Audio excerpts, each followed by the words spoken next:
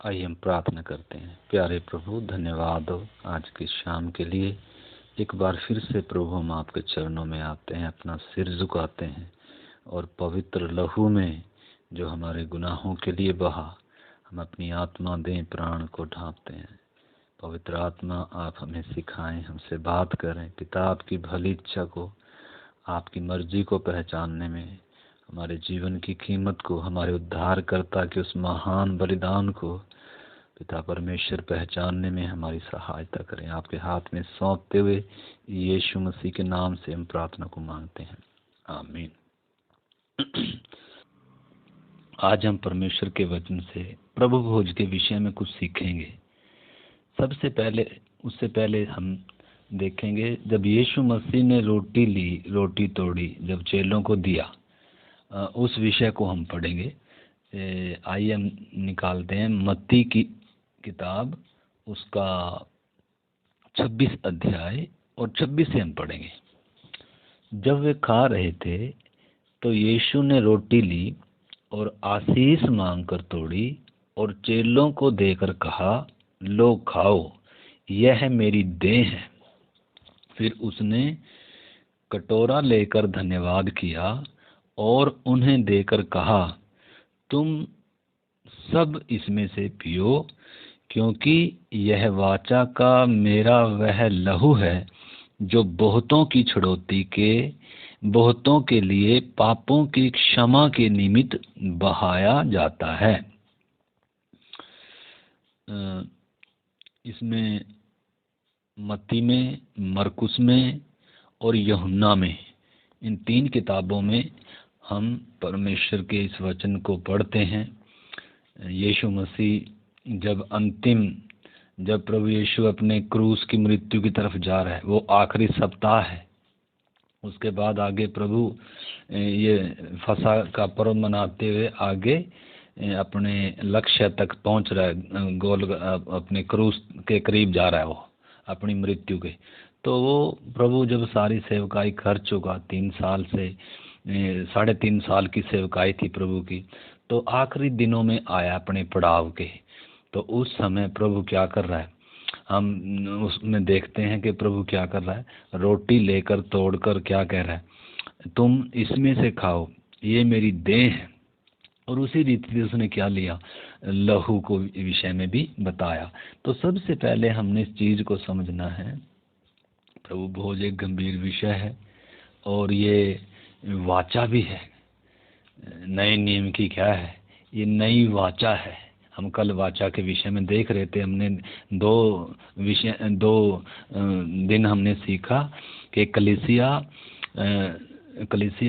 नई वाचा में बुलाए गए लोग हैं। परमेश्वर ने हमें नई वाचा में बुलाया है और वाचा बांधी है परमेश्वर ने। कलीसिया के नाम परमेश्वर ने क्या लिख दिया, अपना पूरा क्या लिख दी, वसीयत लिख दी। सब कुछ कलीसिया के नाम कर दिया परमेश्वर ने, ठीक है ना। अपना इकलौता पुत्र दिया, अपना आत्मा दिया। तो वो हम उन बातों को देख रहे थे और आगे भी जैसे हमें मौका मिलेगा उन चीज़ों को देखेंगे। परंतु सबसे पहले इधर हमने समझना है, इधर प्रभु यीशु मसीह जब नई वाचा बांध रहा, इससे पहले पुरानी वाचा थी। हम पुरानी वाचा को देख रहे थे। तो पुरानी वाचा में क्या होता था, पुरानी वाचा में भी ये क्या होता था, ये फसह का पर्व मानते थे। ये फसह का पर्व मनाते थे। उस फसह के पर्व में इकट्ठे होते थे ये सब। और प्रभु यीशु भी अपने चेलों के साथ इधर फसह का पर्व मना रहे हैं। फसह का पर्व मनाने के बाद पहले फसह की रोटी तोड़ी उन्होंने, फसह का भोज किया, उसमें यहूदा भी शामिल हुआ। परंतु यहूदा उधर वो फसह का रोटी लेकर वो चला गया। उसके बाद प्रभु ने क्या किया, ये प्रभु भोज की जो विधि है इसको आरंभ किया। तो हमने समझना उस चीज़ को।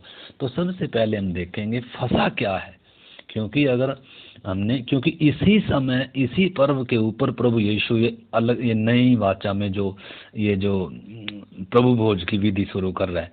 तो सबसे पहले हम समझेंगे फसह के बारे में भी थोड़ा सा, क्योंकि हम में से कई लोग हैं फसह के बारे में ज़्यादा जानते नहीं हैं। फसह भी क्या थी, एक नई शुरुआत थी। इधर प्रभु यीशु नई वाचा बांध रहा है, एक नई शुरुआत। लेकिन पहले भी हम निर्गमन की किताब में से उसको देखेंगे, पहली बार फसा कहाँ मनाया गया? पहली बार फसा मनाया गया जब इजरायली लोग मिस्र में गुलाम थे, और जब उनके छुटकारे का क्या आया, समय आया। अब्राहम, इसहाक, याकूब, वो कभी फसा उन्होंने नहीं मनाया, उस समय फसे की कोई ज़रूरत नहीं थी। परंतु जब इजरायली मिस्र की गुलामी में थे तो, और उस समय परमेश्वर, देखो हम 12 से पढ़ते हैं, मैं समझता हूँ कुछ हम में से नए लोग भी हैं, ताकि इस विषय को समझे। सबसे पहले, इससे पहले कि हम प्रभु भोज का विषय समझें, उससे पहले हम ये फसह का जो पर्व है जिसमें एक मेमना काटा जाता है, उस मेमने को क्या किया जाए, उसका लहू लेकर चौखटों पर लगाया जाता है और उस मेमने को आग में भूंजकर खाया जाता है। वो एक विधि के अनुसार, एक तैयारी के साथ क्या किया जाता है, उसको खाया जाता है। तो पहले हम उसको थोड़ा सा, हमने पहले ही सीखा है ये विषय, परंतु दूसरे संदर्भ से सीखा था। एक बार और हम इस विषय को पढ़ेंगे और फिर हम प्रभु भोज के विषय में आएंगे। तो इसलिए आइए हम निर्गमन की किताब उसका 12 अध्याय का 1 वचन से हम पढ़ते हैं। फिर यहोवा ने मिस्र देश में मूसा और हारून से कहा, यह महीना तुम लोगों के लिए आरंभ का ठहरे, अर्थात वर्ष का पहला महीना यही ठहरे। इधर हमने एक बात नोट करनी है। इधर अब तक ये पूरे मिस्र में क्या है, गुलाम है। फिरौन इनके ऊपर क्या कर रहा है, अत्याचार कर रहा है। इनकी मजदूरी इनको दी नहीं जा रही, इनके बच्चों को पत्थर पर पटक कर मार दिया जा रहा है, जो लड़के उनको मार दिया, लड़कियों को छोड़ दिया जा रहा है, और इनको बहुत ही क्या किया जा रहा है, इनके साथ क्रूरता की जा रही है। दुश्मन इनको बहुत बुरी तरीके से गुलाम बनाकर रखा हुआ है, और कोई ताकत नहीं है जो इनको क्या कर सके, छुड़ा सके। इसलिए हम उसमें हमने निर्गमन 3 अध्याय में हम देख सकते हैं, आगे परमेश्वर कहता है कि मैं उतर आया हूँ कि मैं क्या करूँ अपनी, क्योंकि मैंने अब्राहम से वायदा किया है, वाचा बांधी है मैंने अब्राहम से, ठीक है ना। तो अपने वायदे के अनुसार परमेश्वर इन पर तरस खाकर क्या कह रहा है। आपको मालूम है परमेश्वर ने उत्पत्ति में ही मनुष्य से क्या किया है, वायदा किया था, वाचा भी बांधी थी कि स्त्री का वंश आएगा, और उसका चिन्ह भी दिया था। मैं पहले भी हमने सीखा कि 7 वाचाएं हैं बाइबल में। तो आदम से 2 वाचा बांधी, सबसे पहले जब वो निष्कलंक था उस समय बांधी, और उसके बाद जब वो पाप में गिर गया उसके बाद बांधी परमेश्वर ने। मेमना काटा, लहू छिड़का गया, या वो लहू बहाया गया, और उसको क्या पहनाया गया, चमड़े का अंगरखा पहनाया। एक वायदा देकर परमेश्वर एक आशा देकर भेज रहा है, ठीक है ना। तो इधर हम देख रहे हैं कि परमेश्वर इस गुलामी में से इनको क्या कह रहा, तुम्हारा वर्ष का पहला महीना यही ठहरे। मतलब एक नया अध्याय शुरू कर रहा है परमेश्वर, एक नया कैलेंडर दे रहा है परमेश्वर इनको एक नई शुरुआत दे रहा है इस फसा के पर्व पर। अब तक जो तुम जिस दशा में जी रहे थे, इस दशा का क्या है, अब अंत है। इधर से इस फसा के पर्व से आपकी एक क्या है, एक नई शुरुआत है। इसीलिए अब क्या करो, आगे लिखा है, इसीलिए इज़राइल की सारी मंडली से इस प्रकार कहो, इसी महीने के 10वें दिन को तुम अपने अपने पितरों के घराने के अनुसार घराने पीछे एक एक मेमना ले रखो। और यदि किसी के घराने में एक मेमने के खाने के लिए मनुष्य कम हो, तो वह अपने सबसे निकट रहने वाले पड़ोसी के साथ प्राणियों की गिनती के अनुसार एक मेमना ले रखे, और तुम हर एक के खाने के अनुसार मेमने का हिसाब करना। अब आगे देखना, लिखा है तुम्हारा मेमना निर्दोष हो और 1 वर्ष का नर हो, और उसे चाहे भेड़ों में से या चाहे बकरियों में से लेना। तो इधर हमने समझना है, इधर परमेश्वर क्या कह रहा है, तुम्हारा मेमना क्या होना चाहिए, निर्दोष होना चाहिए। जो फसा का जो मेमना होगा, जो तुम्हारा अध्याय, नया अध्याय आरंभ होगा, जो तुम इस दास्तां से मतलब छुटकारा दिलाने जा रहा है। तो इसलिए प्रभु बता रहा है कि तुम्हारा मेमना क्या हो, निर्दोष हो, निष्कलंक हो। एक वर्ष का मतलब एक वर्ष का मतलब एक जवान की स्थिति में हो। तो हमने पिछले दिनों हमने सीखा है यीशु मसीह की निर्दोषता के बारे में सीखा है कि 7 गवाही दी गई कि यीशु मसीह निर्दोष है, यीशु मसीह धर्मी है। यीशु मसीह को जब क्रूस पर बलिदान किया गया उस समय उसको क्या किया गया, अदालतों में ले जाया गया, कोई भी अदालत उसको दोषी नहीं ठहरा सकी। और फिर जिसने पकड़वाया था वो भी उसको क्या कह रहा है, मैंने निर्दोष को क्या किया है, मैंने पकड़वाया है। और वो जो रोमी सिपाही था पिलातुस की पत्नी थी, वो डाकू जो बगल में खड़ा उसके वो था, कह रहा हम तो अपने पापों और धर्मों के लिए क्रूस पर चढ़ाए जा रहे, परंतु ये तो क्या है, धर्मी है, निर्दोष है। तो यीशु मसीह की निर्दोषता के प्रमाण हम देख रहे थे, हमने पिछले दिनों में सीखा है, आप पीछे जाकर उसको सुन सकते हो। तो इधर हम सबसे पहली बात तो हम देखते हैं परमेश्वर क्या दे रहा है, एक नई शुरुआत दे रहा है। हमने ये पिछले दिनों सीखा है, फिर भी एक बार और फिर से हम इसको ताज़ा करेंगे, क्योंकि ये फसह का पर्व हर साल क्या करना होता है, ताज़ा करना होता है। प्रभु भोज का भी मतलब वो ही है, ताकि हम क्या करते हैं, यीशु मसीह की मृत्यु को, उस मेमने को, उसको क्या करते हैं, हम स्मरण करते हैं कि वो कैसे मेरे लिए, मैंने कैसे उसके द्वारा एक नई जिंदगी पाई, कैसे वो मेरे लिए वध हुआ। तो इधर हम देखते हैं, अगर आप इफिसियों की पत्री 2 अध्याय का 1 वचन पढ़ोगे तो उसमें ऐसे लिखा है उसने तुम्हें भी जिलाया जो अपने पापों और अपराधों के कारण क्या थे, मुर्दा थे। तो हम भी मरे हुए थे, हम क्या थे, पापों में अपराधों में मुर्दा थे, अंधकार में शैतान पाप और मृत्यु के गुलामी में और भय में दास्ता में जीवन व्यतीत कर रहे थे।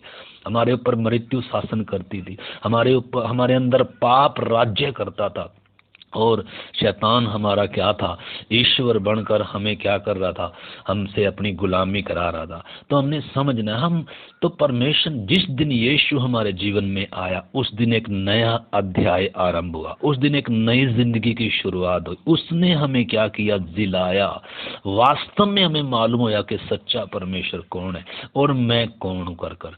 तो एक नई जिंदगी की शुरुआत होती है जब यीशु मसीह, जब मेमना, ये जो मेमना जिस दिन हमारे जीवन में प्रभु आता है, या इसका आरंभ हमारे जीवन में होता है जब हम सुसमाचार सुनते हैं, जब हम प्रभु के बारे में सुनते हैं कि वो मेरे लिए वध हुआ, जब हम ये विश्वास करते हैं तो हमारा एक नया अध्याय आरंभ होता है। इसलिए पिछले दिनों में हम सीख रहे थे, इसलिए अब जो मसीह में है वो नई सृष्टि है, पुरानी बातें बीत गई। तो प्रभु एक व्यक्ति को क्या करता है, एक नई जिंदगी की शुरुआत देता है, एक नई सृष्टि बनाता है प्रभु। तो वो हम सीख रहे थे। तो इधर में लिखा है वो तुम्हारा मेमना क्या हो, निर्दोष हो, और क्या हो, वो एक वर्ष का हो। तो आगे हम देखते हैं 6 वचन इसका पढ़ते हैं। और इस महीने के 14वें दिन तक उसे रख छोड़ना, और उस दिन गोधूली के समय या शाम के समय इज़राइल की सारी मंडली के लोग उसे बलि करें। सारी मंडली के लोग शाम के समय क्या करना है, उसको मिलकर क्या करना है, बलि करना है। तो आपको मालूम है पूरे इज़राइल में संध्या के पहर में प्रभु यीशु मसीह को मिलकर सारे प्रधानों, याजकों, शास्त्रियों, यहूदियों ने, सब ने मिलकर यीशु मसीह को क्या किया, क्रूस पर चढ़ाया कि ये वध होने के क्या है, योग्य है। उस समय के महायाजक ने भी बोला कि ये क्या है, वध होने के योग्य है, क्योंकि महायाजक ने रिकमेंड देनी होती है। जो भी मंदिर में उनके वो जो बलिदान होता था वो निर्दोष होना चाहिए, इसलिए महायाजक ने भी उस समय क्या करी, जाने अनजाने में वो भी क्या कर बैठा, भविष्यवाणी हाथ। क्योंकि कोई भी मेमना अगर बलिदान स्वीकार होना तो सबसे पहले महायाजक उसको क्या करता है, टिक मार करता है, उसको जांचता है। ये भी 10 दिन पहले, 10वें दिन उन्होंने मेमना लेना है और 14वें दिन उन्होंने क्या करना है, बलि करना है। तो 4 दिन क्या देखते हैं, उसमें देखते हैं कोई इसमें दोष तो नहीं है, किसी अंग में इसमें कोई दोष तो नहीं है, बीमार तो नहीं है, ये कोई बुढ़ा तो नहीं है। तो इस तरीके से क्या था, उसको जांचा। तो यीशु मसीह को भी 3.5 साल 33 साल यूं कहीं क्या किया गया, पूरा जांचा गया। लिखा है वो हमारी नाई सब बातों में परखा गया तो भी वो निर्दोष निकला। उसकी निर्दोषता के प्रमाण है, उसने कभी गाली सुनकर गाली नहीं दिया। वो कहता है तुम में से कौन है मुझ में पाप को ढूंढ सकता है। कह रहा है मुझ में इस संसार के ईश्वर का कुछ नहीं है। उसके अंदर वो पाप का अंश नहीं था, वो पाप रहित था, पाप के बिना था। लिखा है जो पाप के रहित था उसी को प्रभु ने हमारे लिए क्या ठहराया, पाप ठहरा। यानी कि वो मेमना ही सारे जगत के पापों के लिए, पापों के प्रायश्चित के लिए वध होने के क्या था, योग्य था। और सब पापी होने के कारण, दोषी होने के कारण कोई भी दूसरे के लिए वध नहीं हो सकता, कोई भी दूसरे को बचा नहीं सकता, उसे अपनी मौत मरना है। परंतु हमने समझना यीशु मसीह की निर्दोषता, उसमें हमने पिछले दिनों सीखा है। तो इधर प्रभु क्या कह रहा है, सबसे पहले तो उसको बता रहा है कि तुमने मेमना लेना है, उसको चेक करना है, निर्दोष हो, और फिर क्या करना है, उसको गोदली के समय सबने मिलकर क्या करना है, उसको बलि करना है। और 7वां वचन, तब वे उसके लहू में से कुछ लेकर जिन घरों में मेमने को खाएंगे उनके द्वार के दोनों अलंगों और चौखट के सिरे पर लगाएं। मतलब कि ये हमारे लिए वध हुआ, इसके वध होने के जिम्मेदार हम हैं।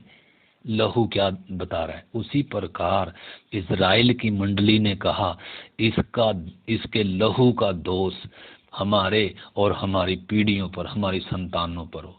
क्योंकि उस समय पिलातुस ने भी कहा, पिलातुस की पत्नी ने कहा ये धर्मी है, उसकी मृत्यु में हाथ नहीं डालना। पिलातुस को चेतावनी दिया। फिर पिलातुस भी कह रहा है भाई मैं इसमें कोई दोष नहीं पाता, वो कह रहा है नहीं। तो वो पिलातुस ने तो फिर क्या धो लिया, अपने हाथ धो लिए, कह रहा है मैं उसमें कोई दोष नहीं पाता, ये वध होने के क्या नहीं है। वैसे मतलब इसने कोई पाप नहीं किया कि तुम इसे क्या कर रहे हो। परंतु वो कह रहे हैं भाई इसको क्या, सारी मंडली मिलकर यीशु मसीह को क्या कर रही है, वध करे। कह रहा है ये वध होने के क्या है, योग्य है, ये वध होने के ही योग्य है। तो सारी मंडली ने मिलकर वध किया और उसके लहू का सारा दोष अपने ऊपर लगाया कि इसके दोषी क्या है, या इसका जो भी सजा वो हमारे और हमारे परिवार, हमारे बच्चों पर हो।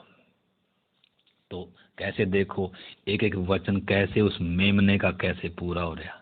तो आगे हम देखते हैं 8 वचन इसमें पढ़ते हैं, और वे उसके मांस को उसी रात आग में भूंजकर ऐख मेरी रोटी और कड़वे साग पात के साथ खाएं।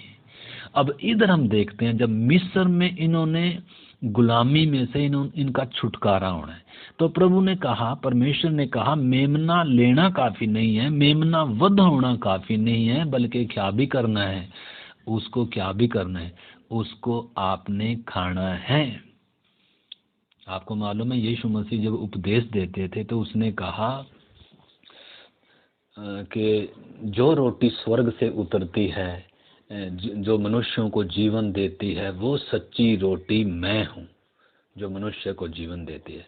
और जब तक जो कोई इस रोटी में से खाएगा वो क्या पाएगा, जीवन पाएगा, वो कभी भूखा नहीं होगा। यीशु मसीह ने एक जगह कहा जब तक मनुष्य के पुत्र का मांस ना खाओ तुम में क्या नहीं है, जीवन नहीं है। परंतु आपको मालूम है यीशु के चेले ही, बहुत सारे चेले इस बात से पीछे हटकर चले गए, और बहुत सारों ने क्या कहा, कह रहा है ये कैसे अपना मांस खाने के लिए दे सकता है, अपना लहू हमें पीने के लिए दे सकता है। तो हमने समझना, देखो प्रभु यीशु मसीह के कहने का जो तात्पर्य था, प्रभु यीशु मसीह के विषय में जो उत्पत्ति से ही भविष्यवाणियां हो रही थी, कैसे वो भविष्यवाणियों के को आगे रखते हुए प्रभु क्या कर रहा है, वो उनसे बातें करता था, और उनको परमेश्वर ने पहले से ये विधि दिया था। उन्होंने समझ जाना चाहिए था प्रभु यीशु मसीह की एक एक बात को, परंतु दुख की बात है वो क्या नहीं कर पाए, समझ नहीं पाए। तो इधर हम देखते हैं प्रभु ने कहा था उनको कि उसको क्या करना है, उसके मांस को क्या करना है, उसी रात आग में भूंजकर एक खमीरी रोटी और कड़वे साग पात के साथ खाएं। उसको सिर, पैर और आंतड़ियों समेत आग में भूंज कर खाना है, कच्चा व जल में पकाकर कुछ भी नहीं खाना। तो हमने समझना है इस चीज को। जैसे अक्सर कोई भी है, हम देखते हैं अब भी, जैसे कोई मीट लेने जाता है बकरे की दुकान पर या मुर्गी की दुकान पर, कोई कहीं भी कोई अगर मीट मांस लेने जाता है खाने पीने के लिए, तो वो अपनी चॉइस के अनुसार अपनी मन मर्जी से लेकर आते हैं। लेग पीस लेकर आना है, कलीजी लेकर आनी है, या छाती में से लेकर, मतलब उस हिसाब से लेकर आते हैं। और उसको क्या करते हैं, अपनी मर्जी के अनुसार तड़का लगाकर, टेस्ट लगाकर उसको क्या करते हैं, खाते हैं। तो इधर ये जो मेमना है, इसको कैसे खाना है, अपनी मन मर्जी से नहीं, इसके खाने की विधि दे रहा है परमेश्वर। इसके खाने की विधि कैसे है, तो इसको कैसे खाना है। सबसे पहले तो आग में भूंजकर एक खमीरी रोटी के साथ, कड़वे साग पात के साथ खाना है। और लिखा है उसको सिर और पैर और आंतड़ियों समेत आग में भूंज कर खाना है, कच्चा व जल में पकाकर। मतलब उसको पूरे को क्या करना है, स्वीकार करना है, पूरे के पूरे को क्या करना है, खाना है। आज दुख की बात है कि यीशु मसीह को क्या नहीं करते हैं, पूरे के पूरे को मानने के लिए विश्वासी भी क्या नहीं है, खाने के लिए उसके सारे उपदेश को स्वीकार करने के लिए क्या नहीं है, तैयार नहीं है। मतलब अपनी चॉइस के अनुसार जो उनको अच्छा लगता है, सिर्फ वो ही वचन क्या करते हैं, अपने लिए यूज करते हैं। जहाँ यीशु ने त्यागने की बात बोली है, जहाँ यीशु ने सख्त उपदेश दिया है, उसको वो मानने के लिए क्या नहीं है। जब बात आती है संसार को त्यागने की, जब बात आती है मन फिराने की, जब बात आती है अलगदाई में रहने की और पवित्रताई में रहने की, जब बात आती है कि यीशु को सब संबंधों से बढ़कर प्यार करने की, जब बात आती है अपनी सलीब उठाने की, जब बात आती है अपना इनकार करने की, जब बात आती है हर दिन यीशु के पीछे चलने की, तो इन वचनों को क्या नहीं करते, खाते नहीं हैं। मतलब पूरे के पूरे उपदेश को, वचन को क्या नहीं करते, उस पूरे मेमने को क्या नहीं करते हैं, पूरे उपदेश को, पूरे वचन को क्या नहीं करते हैं, खाते नहीं है। सिर्फ वो ही खाते हैं जो उनको क्या लगता है, अच्छा लगता है। तो ये दुख की बहुत क्या है, बात है। परंतु इसकी खाने की जो विधि है, उस विधि के अनुसार ही खाने से क्या होगा, उसका असर होगा, उसका फायदा होगा, अन्यथा कोई क्या नहीं होगा, फायदा नहीं होगा। तो इधर हम देखते हैं 10 वचन, और उसमें से कुछ भी सवेरे तक न रहने देना, और यदि कुछ सवेरे तक रह भी जाए तो उसे आग में जला देना। और आगे लिखा है, और उसके खाने की यह विधि है। अगली बात, अब खाने की विधि और भी है।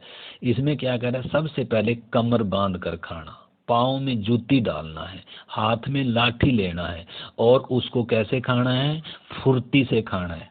अक्सर खाना खाते समय जूती निकाल के और कमर खोल कर, मतलब आराम से क्या करते हैं, बैठकर हाथ धोकर खाते हैं। परंतु इसको खाना कैसे खाना है, सबसे पहली बात तो इसको भूंज के और पूरे के पूरे को सिर पैर आंतड़ियों समेत और कड़वे साग पात और एक खमीरी रोटी से खाना। मतलब एक खमीर का मतलब खमीर हटाना, पाप हटाना, जीवन में से पाप को अलग करना। और कड़वे साग पात का मतलब क्या है, मतलब वो कड़वा उस चीज के साथ कि मैं क्या हूँ, मतलब मिस्र क्या लगे, वो हालात क्या लगे कड़वी, उधर से मैं इस हालात में उसके साथ, उस कड़वाहट, उस अनुभव के साथ इस मेमने को खा रहा हूँ, छुटका इधर से मैंने क्या होना, निकलना है।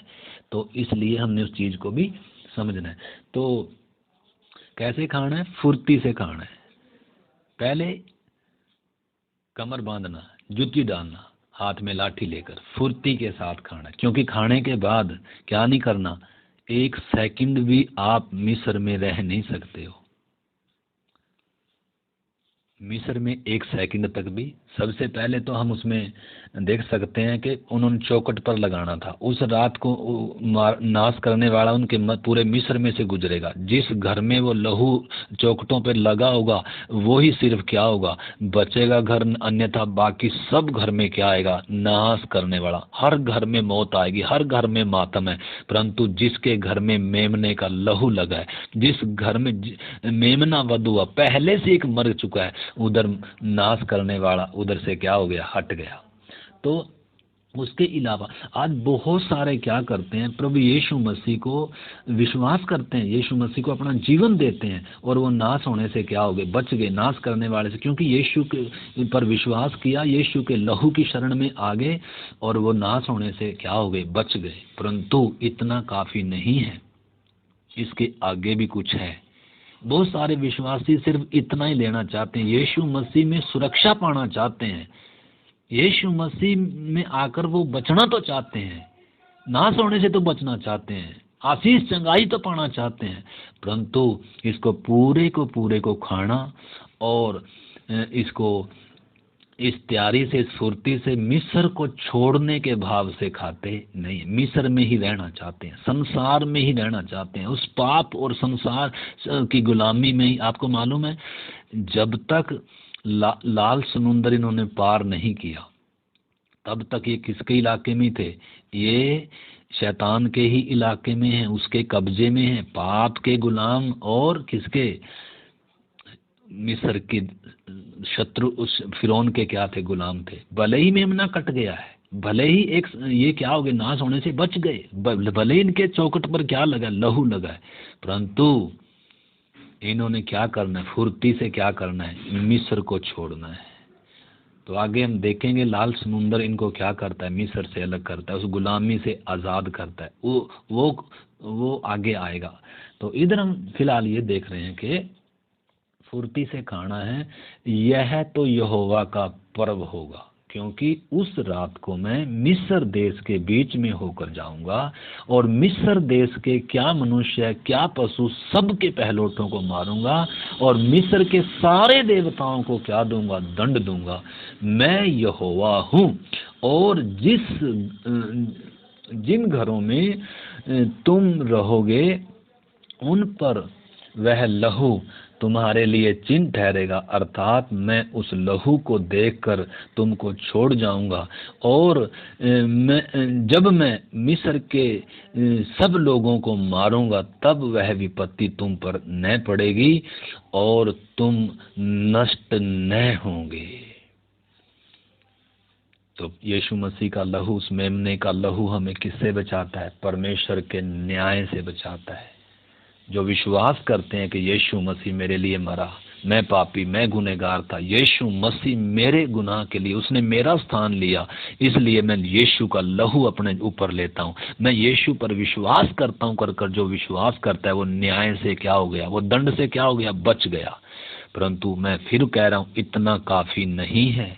इस मेमने को विधि के अनुसार तैयारी के साथ फुर्ती से मिस्र छोड़ने के लिए पूरे के पूरे को क्या करना है, खाना है। आगे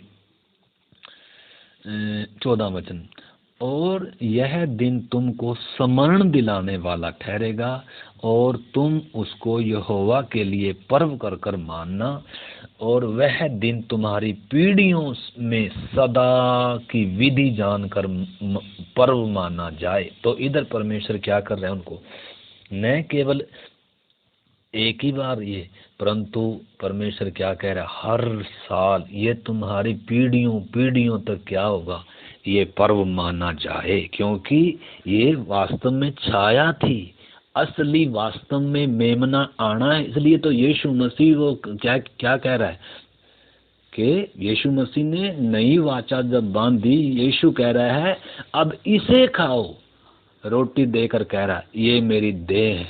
तो प्रभु भोज अब तक जो खाते थे, फसा का मेमना जो अब तक खाते थे, छुटकारे को ये याद करते थे कि कैसे हमारे लिए मेमना वध हुआ है। तो वो पूरी पीढ़ी पीढ़ी तक इन्होंने क्या करना था, मानना था, ताकि जब वो असली मेमना आएगा और ये क्या कर लें, उसको पहचान लें। परंतु दुख की बात है, ये खाली रिवाज करते रहे, ये खाली उस घटना को याद करते थे, हर साल मनाते थे, परंतु जब वो असली मेमना आया तो वो क्या नहीं कर पाए, उसे पहचान नहीं पाए।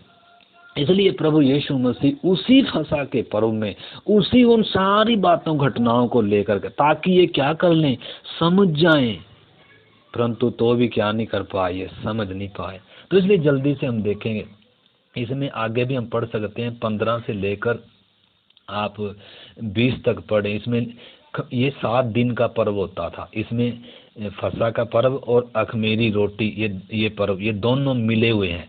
तो इसमें 15 से लेकर 20 तक आप पढ़ेंगे तो इसमें लिखा है कि तुमने अपने घर में से सारा खमीर क्या करना है, हटाना है, खमीरी रोटी के साथ खाना है, अपने घर में से भी खमीर निकालना है। और 7 दिन तक क्या करना है, आपने खमीरी रोटी नहीं खानी, अपने घर से भी खमीर निकालना है। तो ये बहुत सख्त क्या थे, परमेश्वर के आदेश थे। जो खमीर नहीं निकालेगा वो अपने लोगों में से क्या कर दिया जाएगा, नाश किया जाएगा। खमीर पाप को दर्शाता है, तो इसलिए हमने समझना है। और आगे जब हम देखते हैं इसका 12 का 21 से हम पढ़ते हैं, तब मूसा ने इज़राइल के सब पुरनियों को बुलाकर कहा, तुम अपने अपने कुल के अनुसार एक एक मेमना ले रखो और फसह का पशु बलि करना। और उस तो इधर मूसा उनको क्या कर रहा है, पहले परमेश्वर से उसने बातें सुनी कि ऐसा ऐसा करना, और अब मूसा क्या कर रहा है, इजरायलियों को वो सारी विधि क्या कर रहा है, बता रहा है। तो आगे आप उसमें पढ़ सकते हैं, आप उसका 12 का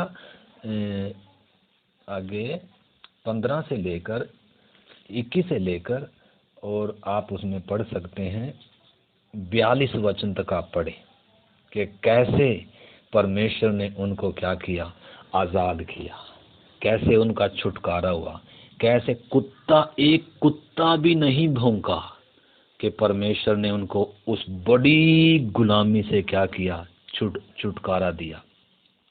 और मिस्र में कोई ऐसा घर नहीं था जहां मातम ना हो। परमेश्वर ने इतनी बड़ी उस मिस्र के देवताओं को भी क्या दिया, दंड दिया, पहलोठों, पशुओं तक के पहलोठों को क्या किया, मारा। परमेश्वर का न्याय कैसे गिरा, हम समझ सकते हैं कैसे छुटकारा हुआ उस मेमने के द्वारा। हमने समझना, ये सारे आने वाले असली यीशु मसीह जो परमेश्वर का असली मेमना है, जो संपूर्ण मानव जाति और सृष्टि का उद्धार करता है, वास्तव में वो उसकी क्या थी, छाया थी। तो इधर हम देख सकते हैं, एक कुत्ता भी नहीं भौंका, कुत्ते को भी भौंकने नहीं दिया परमेश्वर ने, और इनको उधर से छुड़ा कर लेकर आया। अब आगे थोड़ा सा और हम इसमें देखते हैं, इसका 43 वचन से हम पढ़ते हैं, फसह के पर्व की विधि। फिर यहोवा ने मूसा और हारून से कहा, पर्व की विधि यह है, कोई परदेसी उसमें से न खाए। देखो, वो जो फसह का पर्व है, वो आगे उसकी विधि देते समय प्रभु क्या कह रहा है मूसा को, लिखा है लिखा है, पर्व की विधि यह है कि कोई परदेसी उसमें से न खाए। मतलब जो ये देसी हैं, ये इजरायली हैं, इन्होंने क्या करना है, उसको खाना है, सबके लिए नहीं है। वो आगे लिखा है, वैसे ही प्रभु भोज सबके लिए नहीं है, हमने समझना है। इसलिए लिखा है, जो इस रोटी में से खाए वो पहले अपने आप को क्या कर ले, जांच ले। तो अब हम उस विषय में आएंगे। तो फिलहाल हमने देखा ये फसह का पर्व कहाँ शुरू, इसका मतलब क्या है, हमारे जीवन में फसह का अर्थ क्या है, ठीक है ना। तो उन चीज़ों को भी हमें जानना अति जरूरी है। इधर हम देखते हैं, विधि यह है कि कोई परदेसी उसमें से न खाए, पर जो किसी का मोल लिया हुआ दास हो और तुम लोगों ने उसका खतना किया हो, और वह तो उसमें से खा सकेगा। मतलब फसह के मेमने में से कौन ही खा सकता है, सबसे पहले इजरायली हो, अगर इजरायली नहीं भी हो तो तुम्हारा मोल लिया हुआ दास हो, परंतु क्या हो, खतना किया हुआ हो, उसका क्या होना चाहिए, खतना किया। खतना वाचा का क्या है, चिन्ह है। तो उसमें से कौन भाग ले सकता है, जिसका खतना हुआ है। अगला, पर परदेसी और मजदूर उसमें से न खाए। और उसका खाना एक ही घर में हो, एक ही घर में हो। देखो उसके खाने की विधि हमने उस, अगर जो फसा का मेमना जो पुरानी वाचा में बातें हैं, अगर वो इतना महत्वपूर्ण है, उसकी इतनी विधि गंभीर है, तो नई वाचा का कितना गंभीर विषय होगा। तो इसलिए हमने उन चीज़ों को समझना है। तो लिखा है एक ही घर में हो उसका खाना, अर्थात तुम उसके मांस में से कुछ घर के बाहर न ले जाना, और बलि पशु का कोई भी हड्डी नहीं तोड़ना। और आगे लिखा है पर्व का मानना इज़राइल की सारी मंडली का कर्तव्य है, सारी मंडली का कर्तव्य है। और यदि कोई परदेशी तुम लोगों के संग रहकर यहोवा के लिए पर्व को मानना चाहे, तो वह अपने यहाँ के सब पुरुषों का खतना कराए। अगर जो भी इसमें से भाग लेना चाहता है, तुम्हारे साथ रहते रहते उसका भी मन करे, परंतु उसने क्या करना है, सबसे पहले उसका खतना होना है, तब वह समीप जाकर उसको माने, और वह देसी मनुष्य के तुल्य ठहरेगा। पर कोई खतना रहित पुरुष उसमें से न खाने पाए। उसकी व्यवस्था देसी और तुम्हारे बीच में रहने वाले परदेशी दोनों के लिए एक ही हो। मतलब इसमें कोई पक्षपात किसी का नहीं है, विधि के अनुसार ही ये क्या होगा, मान्य होगा। तो आगे लिखा है यह आज्ञा जो यहोवा ने मूसा और हारून को दी, उसके लिए सारे इजरायलियों ने किया। और ठीक उसी दिन यहोवा इजरायलियों को मिस्र देश से दल दल करके निकाल ले गया। तो इधर हम देखते हैं फसा, कैसे फसा मनाया गया। फसा का मेमना वध हुआ, उसके खाने की विधि थी, और विधि ही नहीं, आगे पीढ़ी से पीढ़ी तक भी परमेश्वर ने उसको क्या कर दिया, उनको आज्ञा कर कर दे दिया। तो इसमें आप उस चीज़ को क्या कर सकते हैं, और इसका 13 का 3 से लेकर आप 10 तक भी आप इसमें पढ़ सकते हैं। परमेश्वर ने कितने सख्त नियम दिए हैं कि उसको एक मेरी रोटी के साथ ही क्या करना है, खाना है, ठीक है ना। और लिखा है 10 में लिखा है, 9-10 में पढ़ता हूँ, फिर यह तुम्हारे लिए और तुम्हारे लिए तुम्हारे हाथ में एक चिन्ह होगा, और तुम्हारी आंखों के सामने स्मरण कराने वाली वस्तु ठहरे, जिससे यहोवा की व्यवस्था तुम्हारे मुंह पर रहे, क्योंकि यहोवा ने तुम्हें अपने बलवंत हाथों से मिस्र से निकाला है। इस कारण तुम इस विधि को प्रति वर्ष नियत समय पर क्या करना है, मानना है। तो इधर हम देख सकते हैं कैसे परमेश्वर ने फसा कर पर्व दिया इनको, और कैसे फसा के पर्व में वो मेमना वध हुआ, और मेमने के लहू के द्वारा, मेमने के मांस के द्वारा इनका क्या हुआ, न केवल नाश करने वाले से बचे हैं, परंतु उस मिस्र देश की गुलामी से भी उनको क्या कर रहा है परमेश्वर। तो आगे हम देखते हैं। तो अब इधर से ये मिस्र से निकल लिए, अब आगे साल के साल इन्होंने इसको क्या करना था, मनाना था। अभी हम गिनती की किताब 9 अध्याय में आएंगे, जल्दी से फिर हम प्रार्थना करेंगे। तो आगे दूसरी बार इन्होंने फसा कब मनाया, दूसरी बार इन्होंने फसा तब मनाया, 9 अध्याय गिनती 1 से मैं पढ़ूंगा। इजरायलियों के मिस्र देश से निकलने के दूसरे वर्ष के पहले महीने में यहोवा ने सीने के जंगल में मूसा से कहा, इस्राएली फसा नामक पर्व को उसके नियत समय पर मनाया करें, अर्थात इसी महीने के 14वें दिन को गोधूली के समय तुम लोग उसे सब विधियों और नियमों के अनुसार मानना।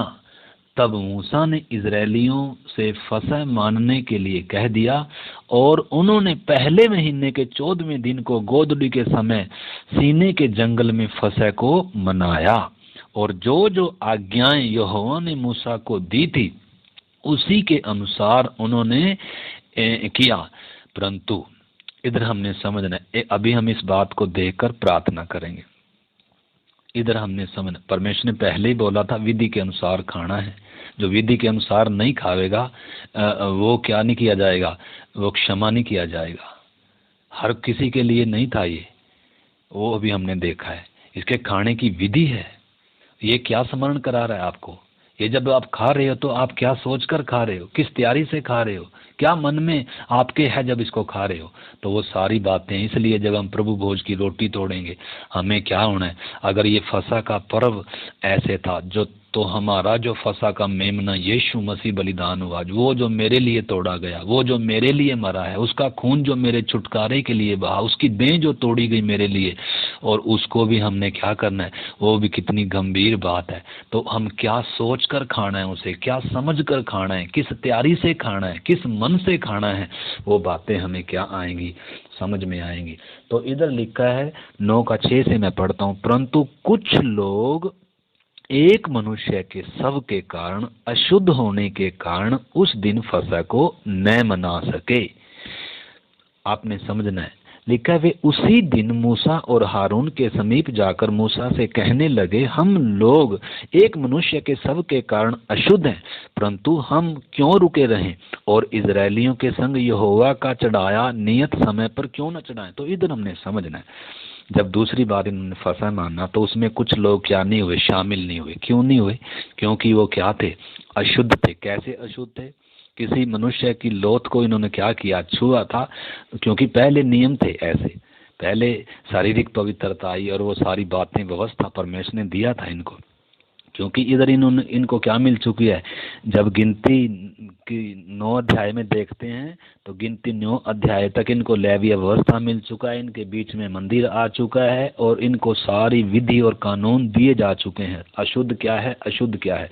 तो अभी 1 साल के करीब हो चुका है, दूसरे साल में है, दूसरे साल का पहला महीना है, प्रभु भोज ये तोड़ रहे हैं और मना रहे हैं, परंतु जो लोग अशुद्ध हैं वो क्या नहीं हो रहे, उसमें भाग नहीं ले रहे हैं।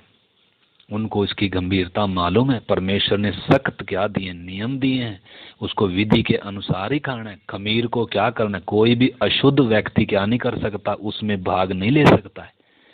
तो इन्होंने उसमें भाग नहीं ले, किसी ने इनको कहा नहीं है, परंतु इनका विवेक इनको क्या कह रहा है, या इनको खुद ही क्या है उस चीज का एहसास है, और उसमें क्या नहीं हो रहे, उसमें वो शामिल नहीं हो रहे हैं। उस फसह के मेमने में को क्या नहीं कर रहे हैं, ये खा नहीं रहे हैं। आगे, परंतु ये चुप भी नहीं है, ये मूसा के पास आए और क्या कह रहे हैं? भाई हम अशुद्ध हैं, ये मान रहे हैं, परंतु हम लोग क्यों रुके रहें? इजरायलियों के संग हम भी तो क्या करेंगे, इस पर्व को, इस फसह को क्या करेंगे, हम भी तो मानेंगे, हम क्यों रुके रहें? तो इसलिए मूसा क्या कहता है? ठहरे रहो। मैं क्या करता हूँ, परमेश्वर से प्रार्थना कर कर इस विषय में क्या करता हूँ, पूछता हूँ प्रभु क्या कहता है। तो आगे मूसा ने जब प्रार्थना किया, लिखा यहोवा ने मूसा से कहा, इजरायलियों से कह कि चाहे तुम लोग, चाहे तुम्हारे वंश में से कोई भी किसी लौथ के कारण अशुद्ध हो, मतलब कोई भी अशुद्ध हो, या दूर की यात्रा पर हो, उस समय मतलब वहां मौजूद ना हो, तो भी वह यहोवा के लिए फसह को माने। बहुत ही जरूरी है ये मानना। परंतु अगर समय पर नहीं है या अशुद्ध है तो क्या करना है? उसको क्या करना है? जब तक शुद्ध ना हो जाए तब तक क्या करना है? ठहरे रहना है। और लिखा है उसे दूसरे महीने के, पहले महीने की बजाय उसे क्या करना है? दूसरे महीने, यानी कि अगले महीने क्या करना है? बड़ी तैयारी के साथ अपने आप को तैयार करते हुए शुद्ध होकर क्या करना है? उसमें भाग लेना है। लिखा है तो भी वह यहोवा के लिए फसह को माने और वे उसे दूसरे महीने के 14वें दिन गोधूली के समय मनाएं, और फसह के बलि पशु के मांस को एक मेरी रोटी और कड़वे साग पात के साथ खाएं। वही विधि है, विधि में बदलाव नहीं है, परंतु समय क्या दिया जा रहा है? शुद्ध होने का समय दिया जा रहा है। मनाना अति अनिवार्य है, ठीक है ना। तो आगे लिखा है अखमीरी रोटी और कड़वे साग पात के साथ खाएं, और उसमें से कुछ भी सवेरे तक न रख छोड़ें और न उसकी कोई हड्डी टूटे। वे उस पर्व को फसह की सारी विधियों के अनुसार मनाएं, परंतु जो मनुष्य अशुद्ध हो और यात्रा पर न हो, परंतु फसह के पर्व को न माने, वह प्राणी अपने लोगों में से नाश किया जाए। तो कितना गंभीर विषय है ये। अशुद्ध है मान्या, या समय पर नहीं है वहां वो भी मान लिया, उसके लिए क्या करना है, तैयारी होना है, शुद्ध होकर क्या करना है। परंतु अगर ना ले तो वो भी क्या है, बहुत गंभीर विषय। अगर लापरवाही से लिया तो भी मरे, तो भी दंड है, सजा है। और अगर उसे ना ले तो भी क्या है, हर एक ने क्या करना है, उसमें फंसा के मेमने में भाग लेना है, उसको खाना है, परंतु विधि के अनुसार ही खाना है, बिना विधि के।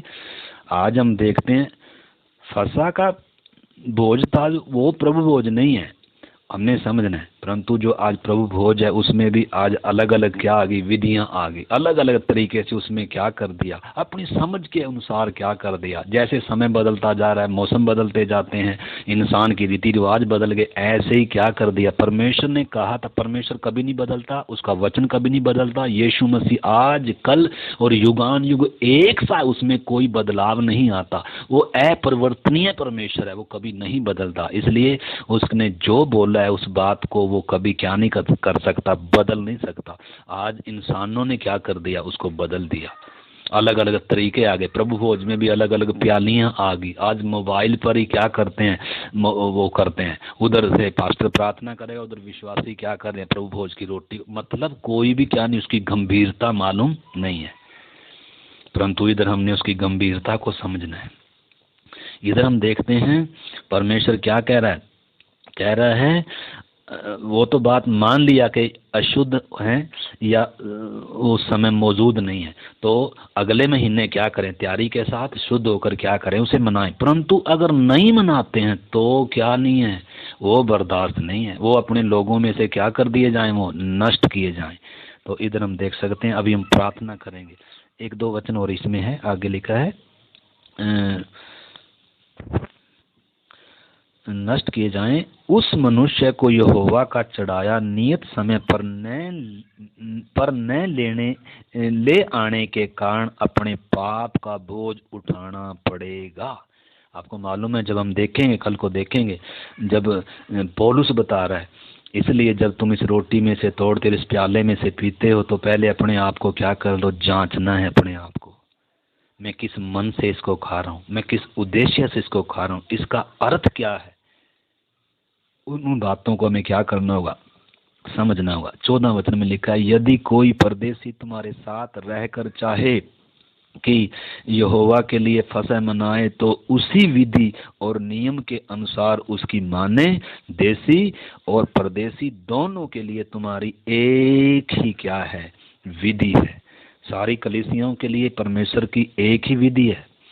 आज तो क्या होगी, वो कलीसिया अलग है, वो कलीसिया अलग है, वो दूसरी संस्था, ये दूसरी संस्था, वो कह रहे हैं जी हम तो ऐसे चलते हैं, वो कह रहे हैं जी हम तो ऐसे मानते हैं। परंतु परमेश्वर कह रहा है सबके लिए क्या है, एक ही विधि है। चाहे कोई यहूदी हो, चाहे यूनानी हो, चाहे कोई इस देश का, उस देश का, इस कॉलोनी का, उस कॉलोनी का हो, जितनों ने यीशु मसीह में बपतिस्मा लिया है उनके लिए, सबके लिए एक ही विधि है, एक ही उपदेश है। बहुत सारे बोलते हैं जी हम तो, हमारे यहाँ तो गाने भी चलते हैं, हमारे यहाँ तो 25 दिसंबर भी मनाते हैं, तुम ना मनाओ, जैसे जैसे जिसका क्या है। ये सब क्या आ गए, अलग अलग आज उपदेश आ गए, अलग अलग शिक्षाएं आ गई। परंतु परमेश्वर का सख्त कानून है, सख्त नियम दिया परमेश्वर ने, एक ही विधि है। दो उसको कर, उसकी खाने की विधि, उसकी लेने का जो, उसको खाना किस तरीके से है, तो उसकी सारी विधि आप इसमें क्या कर सकते हैं, देख सकते हैं। तो प्रार्थना के साथ आप इस विषय को, इन वचनों को पढ़ें। प्रभु की आत्मा हमें इसकी गहराइयों को बताए, इसकी गंभीरता को सिखाए। प्रभु भोज कितना गंभीर विषय है। तो ये फसह उनको क्या याद दिलाता है, वो याद करते थे हर साल कि हम किस गुलामी में पड़े हुए थे। उस मेमने के बलिदान के द्वारा, उस मेमने के लहू के द्वारा, उस मेमने के तोड़े या बलिदान होने, उसके खाए जाने के द्वारा न केवल हमें छुटकारा मिला, न केवल हमें नई जिंदगी मिली, न केवल हमारी नई शुरुआत हुई, न केवल हमें उद्धार मुक्ति मिली, बल्कि उससे हमें एक जीवन मिला, एक नई शुरुआत मिली। उसने हमें बलवंत किया और उसने हमें परमेश्वर के न्याय से बहुत सारी बातें हैं वो स्मरण करते थे हर साल उस मेमने को। इसलिए 7 दिन तक अख़मीरी रोटी का पर्व और ये फसह का पर्व मानते थे। तो इसीलिए हमें भी क्या करना है, अब नए नियम में नई वाचा यीशु ने जो बांधी है वो प्रभु भोज है। इसलिए हमें निरंतर जब प्रभु भोज की रोटी तोड़ते हैं हम स्मरण करते हैं, मैं कहाँ था, मैं किस दशा में था, मैं परमेश्वर का बैरी था, मैं पाप का गुलाम था, मृत्यु का मेरे ऊपर शासन करती थी, राज्य करती थी, मैं मुर्दा था, परमेश्वर का बैरी, क्रोध की संतान, अपनी शरीर और मन की इच्छाएं पूरी करता था, रंग रंग की इच्छाओं अभिलाषाओं का गुलाम था और शैतान के आत्मा के चलाए चलता था। उसकी दया से जब उसका प्रेम मनुष्यों पर प्रकट हुआ, वो आया, परमेश्वर ने अपने मेमने को दिया, उसने उपाय किया उस मेमने का, वो मेमना हमारे पापों का बोझ उठाया, हमारे लिए वध हुआ, उसका लहू हमारे लिए है। तो इसलिए आइए हम प्रार्थना करें, उन बातों को हम भी स्मरण करें, हर दिन स्मरण करना। पहली सदी के विश्वासी सेवक लोग प्रतिदिन क्या करते थे, लिखा है वो समय समय पर वो रोटी तोड़ते थे, वो स्मरण रखते थे कि यीशु मेरे लिए मरा, अब मैं यीशु के लिए जीऊँगा, अब मैं अपने लिए नहीं जीऊँगा। वो उस बात को क्या करते, उस समर्पण में, उस मन से क्या करते थे, हर समय रोटी तोड़ते थे। अब मैं जीवित नहीं रहा, मसीह मुझ में जीवित है। तो वो ही था उसका अर्थ। इसलिए हम आगे भी प्रभु भोज के विषय में और देखेंगे नए नियम में। अभी हमने सिर्फ फसह का पर्व देखा है, फसह का पर्व कैसे था, कैसे शुरुआत हुई, उसका मतलब क्या था और कौन उसमें भाग ले सकता था। अब हम प्रभु भोज का विषय से आगे सीखेंगे, तो उसको भी आप जरूर सुने। पीछे जो मैंने सिखाया, हमने सीखा है, प्लीज़ आप उसको भी क्या करें, जरूर सुने उसको भी। मैं यीशु मसीह में कौन हूँ, यीशु मसीह में मेरा स्थान क्या है, यीशु मसीह में मेरा संबंध क्या है। कलीसिया नई वाचा में बुलाए गए लोग हैं कर कर पिछले दिनों से हम सीखते आ रहे हैं। तो जो भी प्रभु भोज में शामिल होना चाहता है या जो भी बपतिस्मा लेना चाहता है, वो इन विषयों को क्या करे, सीखे। हमने सीखा है मन फिराव क्या है, क्यों मन फिराव जरूरी है, बपतिस्मा क्या है, क्यों बपतिस्मा लेना जरूरी है, कौन बपतिस्मा ले सकता है, बपतिस्मा कब तक नहीं ले सकते और बपतिस्मा कब ले सकते हैं। तो वो सारी बातें हमने सीखी हैं। इसलिए इन अंतिम दिनों में जब प्रभु यीशु की आमद निकट है, बहुत शीघ्र ही बादलों पर तुरी फूंकी जाएगी और जो तैयार हैं, जो जागृत हैं, वो उठा लिए जाएंगे। परंतु आपको समझना है, नूह के समय का समय चल रहा है, लूत के समय का समय अब भी चल रहा है। परमेश्वर मौका दे रहा है, परंतु आपने समझना है अनुग्रह का द्वार बंद होने जा रहा है। नूह की किस्ती का द्वार परमेश्वर ने बंद कर दिया, दुनिया चिल्ला रही थी, द्वार खुला नहीं था, परमेश्वर ने द्वार बंद कर दिया। उसी प्रकार उद्धार का द्वार बंद हो जाएगा, या क्या पता उससे पहले कोरोना जब इतनी बीमारी चल रही है, क्या पता हमारी मौत ही हो जाए अगर हमने उद्धार नहीं पाया। बहुत सारे लोग हैं जिन्होंने अभी उद्धार नहीं पाया, जिन्होंने अभी तक मिस्र नहीं छोड़ा, जिन्होंने अभी तक बपतिस्मा नहीं लिया। आप अपने जीवन की कीमत की गंभीरता को समझें, उद्धार की गंभीरता को समझें। ये वचन जो आप सुन रहे हैं, ये परमेश्वर की आवाज़ आप तक आ रही है। आज आप मर गए, कहाँ जाएंगे? आज अगर यीशु आया, आपका क्या हाल होगा? क्या आप तैयार हैं यीशु से मिलने के लिए? क्या आप इस हर दिन उसकी आमद का इंतज़ार कर रहे हैं? क्या अपने चाल चलन में, अपने जीवन में शुद्धिकरण हो, आप प्रतिदिन शुद्ध हो रहे हैं? या आप संसार के लोगों की तरह, आप भी संसार में काम, बिजनेस, व्यापार, आप भी उसी में लगे हुए हैं? एक विश्वासी जो उठाए जाने वाले हैं ना, वो इस समय क्या कर रहे हैं? प्रभु की आमद का क्या कर रहे हैं? आपको मालूम है अभी हमारे फ्रांस से इंडिया में क्या आ रहे हैं, वो जहाज आ रहे हैं, कुछ जहाज आए हमारे फ्रांस से, हमारे इंडिया ने मोल लिए। क्या नाम है उसका? उसका नाम है, तो उन जहाज़ों का पूरा हिंदुस्तान और सब क्या कर रहे हैं, आँख पलकें बिछाए हुए क्या कर रहे हैं, इंतज़ार कर रहे हैं। शायद अभी आ भी गए होंगे, उतर गए होंगे, अम्बाला उन्होंने उतरना है आकर। तो आपको मालूम है कैसे भारत के लोग इंतज़ार कर रहे हैं कि वो आएगा, आएंगे। उसी प्रकार आपको मालूम है प्रभु यीशु मसीह भी संसार में नहीं, बादलों पर आएंगे, तुरी फूंकी जाएगी। इस समय प्रभु के लोग जो जागृत हैं, जो आशा में हर दिन क्या हैं, आशा उनकी बढ़ती जा रही है और उसका इंतज़ार कर रहे हैं, जैसे दुल्हन अपने दूल्हे का इंतज़ार कर रही है। जब देखती है कि बाहर बाजा बज रहा है, बाहर नगर के बाहर बारात आ गई, बाजा बज रहा है, मेरा दूल्हा आ गया, तो ये सारे चिन्ह जो इस दुनिया में इस समय हो रहे हैं, ये संकेत मिल रहे हैं, बाजे बज रहे हैं, यीशु मसीह दूल्हा आ चुका है, द्वार पर खड़ा है।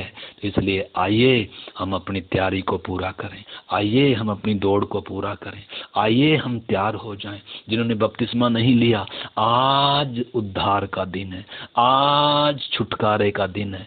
ये फसा का मेमना वध हो गया है, इसलिए अब मिस्र में गुलाम रहने की जरूरत नहीं है, आज ही उद्धार का दिन है।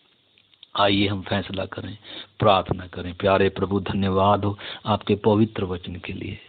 प्रभु, फसा के मेमने को और फसा के पर्व की उन बातों की गंभीरता को समझने में सहायता करें और भी पवित्र आत्मा में सिखाएं, ताकि हमारे उस महान यीशु मसीह जो हमारा फसा का मेमना वध हुआ है, प्रभु तेरा वचन कहता है आओ हम भी आनंद और उत्साह के साथ उस फसा को मनाएं।